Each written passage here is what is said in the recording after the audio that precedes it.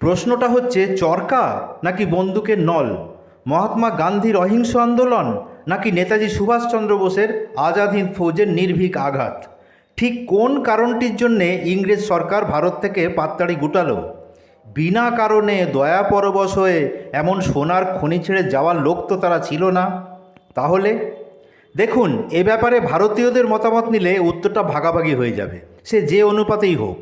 তাই আসুন আজ এই অমীমাংসিত প্রশ্নের উত্তর জেনে নিই। কার থেকে জানেন?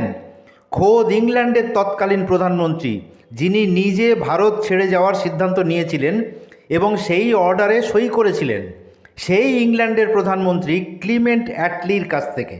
ভারত ত্যাগ করার আসল কারণটা তার থেকে ভালো আর কেউ জানে না। শুনুন তাহলে। ভারত স্বাধীন হওয়ার 9 বছর পর 1956 সালে একবার ওই ক্লিমেন্ট অ্যাটলিক ভারত সফরে এসেছিলেন। ওই সফরকালে দুদিন তিনি ছিলেন কলকাতায় রাজভবনে। তখন বাংলার ভারপ্রাপ্ত রাজ্যপাল ছিলেন শ্রী ফণীভূষণ চক্রবর্তী। সুযোগ পেয়ে কথার ছলে শ্রী ফণীভূষণ চক্রবর্তী ক্লিমেন্ট অ্যাটলিকে জিজ্ঞাসা করলেন, আচ্ছা মিস্টার অ্যাটলি, গান্ধীর ভারত ছাড়ো আন্দোলন তো 1944 সালেই ব্যর্থ হয়ে গেছে, খতম হয়ে গেছে।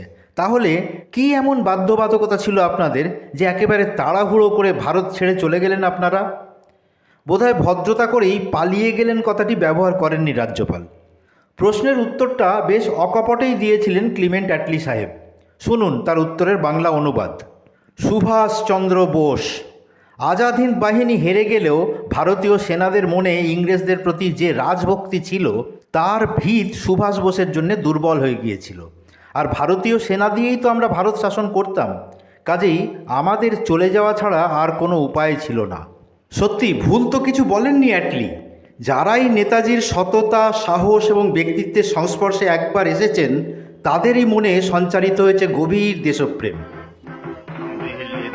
जाएंगे हम अपनी हिंद बनाएंगे, हम दिल्ली दिल्ली जाएंगे, हम अपनी हिंद बनाएंगे। अब फौज बन के रहना है, दुख तक मुसीबत सहना है। सुभाष का कहना है, चलो दिल्ली चल के रहना है। सुभाष का कहना है, चलो दिल्ली चल के रहना। এত সহজে রাজ্যপাল ছাড়লেন না। তিনি আবার একটু খোঁচালেন, জিজ্ঞাসা করলেন, তাহলে গান্ধীর কতটা ভূমিকা বা প্রভাব ছিল?